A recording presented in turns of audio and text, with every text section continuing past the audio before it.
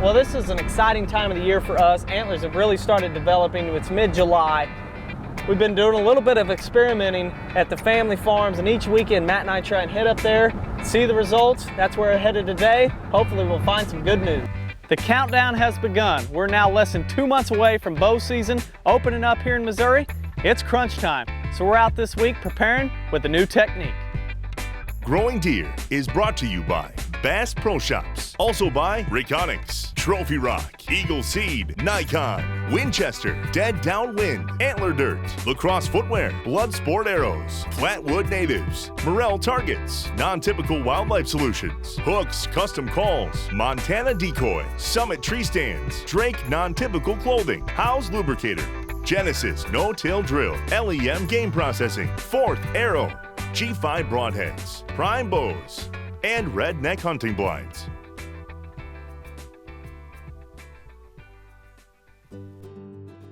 How many years have we plowed and just this thing? I don't even want to talk about those days. And probably 6 years of hard plowing, disking, planting. It just makes me sick thinking about all those years of plowing it. Well, that's why you do experiments like this. Yeah. Just to see what happens. Because we didn't know any better. Well, I'll say this much. If we can improve it from a 5.0 pH and get it to where it needs to be just by cover crops in the spring and fall. Planting the right species, yeah. And we build the pH. We build, I mean, if you look at that soil sample, there's like no phosphorus and barely any calcium, which are both huge in antler growth. Makes you go, oh, well, at least the only positive out of that is there's only one place left to go, and that's up. That's up. Here at my family farm, it's a working cattle farm, and there's a lot of guys that can relate across the Whitetails range. We have limited resources. We don't have a no-till drill, so we've got basic tools and equipment to try and plant successful food plots. 16 years ago, we planted the first food plots here at the family farm. We used conventional methods of plowing, disking, broadcasting the seed, and throwing a bag of general fertilizer out and assuming the food plot was ready for hunting season. Looking back, we couldn't have been more wrong. We were doing more harm than good. So moving forward, we don't have a no-till drill. We know that plowing and disking are harmful for the soil health. So how can we create a successful food plot? That question alone is what a lot of deer hunters are asking themselves as we look ahead to fall food plot season. In this food plot, we experimented with some of the most basic tools and techniques available. We used last year's fall food plot to serve as a cover crop. We came in this spring, broadcasted the seed with a simple hand spreader, came back in with a roller and laid last year's fall food plot over to serve as a mulch and conserve soil moisture and also protect those young seedlings, and the results are clear. I mentioned we used some of the most basic techniques available. Ideally, we would have came in beforehand and eliminated the weed competition with the herbicide, but rain was coming, so we went ahead and planted, rolled, but we still had great results. We planted this food plot with a blend of seeds. Of course, we started out with Eagle Seed Gamekeeper. We also included some millets, some Sudan grass, some buckwheat, and even cowpeas. And this blend is feeding the deer herd as well as improving soil health. I'm excited, boys. If this is just a fraction of what's to come, oh. Here in southwest Missouri, it seems we're always 4 days away from a drought. So in this small food plot, we wanted to increase the amount of beneficial vegetation, protect the soybeans, and offer a variety of species for the wildlife. By protecting the soybeans, there's a chance that we could have standing grain during the late season, even in a small food plot.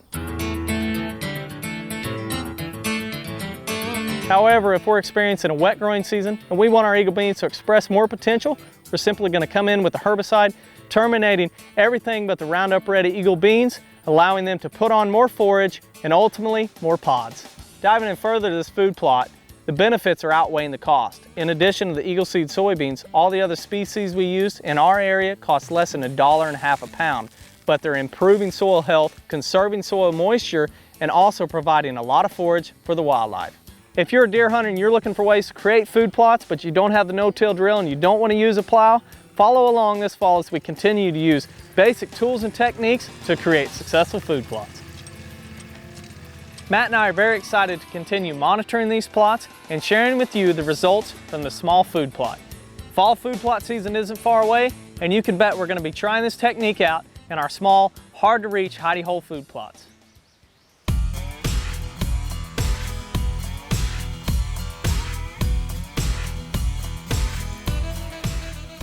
This week, the interns and I traveled to South Central Missouri to set up a few redneck blinds and establish some hidey hole food plots for one of our clients. After traveling around the property, we located a staging area just off a newly created food plot. Yesterday, after just a little bit of scouting, the interns and I found this staging area just off of bean field. This is going to make the perfect location for a hidey hole. Deer are naturally coming to this area, so we're going to clear out this vegetation and get ready to plant it in late August. Once you've located one of these staging areas, your next step is to figure out exactly how to hunt it. With this specific setup, we're entering from the north. We've already got a trail cut in from existing road. We've got a bean field off to our west, and deer are mostly traveling from east to west. So we're coming in from the north. We'll hunt it on a south wind, never be detected as we enter, hunt, and leave the setup. This makes for an awesome place to intercept deer as they're moving from feeding to bedding or bedding to feeding. This will be a dynamite location.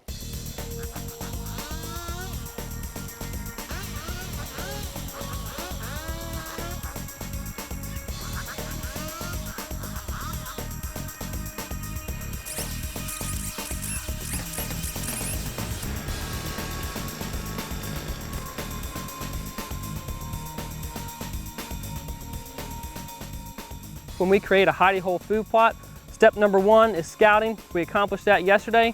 Step number 2 is coming in, clearing out the vegetation. We use a simple chainsaw, weed whacker, and a blower to do that today. Step number 3, in August we'll come back, use a herbicide to remove all this vegetation. Step number 4, hopefully there'll be a rain in the forecast. We'll come in and broadcast the broadside blend in this area. Step number 5, maybe my personal favorite, and that's coming in and hunting the location. We're hopeful for our client. I can't wait to get some kill pictures from him this year. This is going to be a great location to intercept those big bucks this fall. In just an hour and a half's time, we converted this staging area into an awesome hunting location, intercepting deer as they're traveling from feeding to bedding or bedding to feeding. This was a great trip to take with the interns. We established new locations for both bow hunting and rifle hunting for years to come.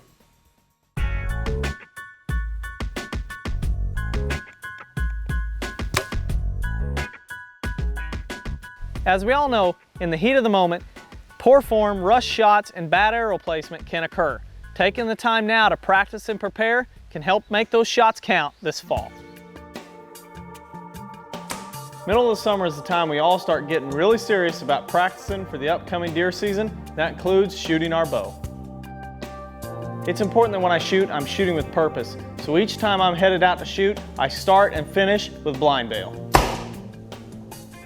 Blind bail is a foundation for all my shooting. This is where I'm working on holding the bow the exact same way for every shot. I'm using the same anchor points, but I'm also training my muscles to draw the bow, hold the bow, and follow through with the release. Intentionally practicing these techniques will result in more consistent form, but also produce more accurate shots. If you've shot a bow long enough, you may have developed some bad habits. I've certainly done it. So anytime I start to develop a bad habit, I get back to the fundamentals, start shooting blind bail to correct the problems. Blind bail is not about shooting the dot on the target. All I'm working on is form. So I've got my hand position right, my grip's where it should be. We'll work on drawing the bow. I'm settling on my anchor points. String hits me right at the tip of the nose, corner of the mouth. I've got my finger just resting on the trigger. Now I'm going to work on my follow through. I get the best results out of blind bail when I close my eyes through most of the shooting. Once I attach the release, make sure my grip's right. I go ahead and shut my eyes for pulling the bow back. Eyes are still shut, and I'll find my anchor points with my eyes still closed. I'll open them back up for a second just to make sure I'm shooting right to the target. Close my eyes back for the follow through. The great thing about blind bail is I can shoot inside my garage even in the middle of town. One thing I will advise is using a high quality target, making sure you're going to stop that arrow. I'll use the blind bell technique throughout the remainder of the summer and even through hunting season, always ensuring my shots are accurate and lethal.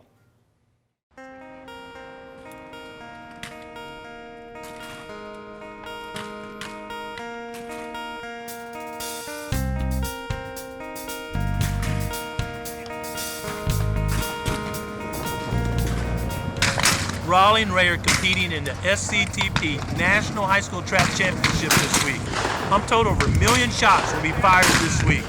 It's a great time to see youth out shooting, practicing safety, and enjoying the great outdoors. I'll keep you posted with the results next week here from Ohio. When you're driving those lower trees at 3 or 4 feet, 5 feet, high quality communication. Really, What we've got, learned. 25 minutes at a time.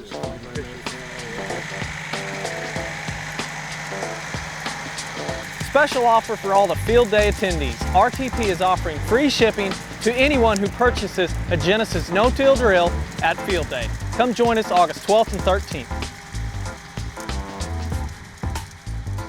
Whether you're out preparing for food plot season or hanging a few tree stands, remember to do it all for love of the land and the glory to God. Thanks for watching Growing Deer.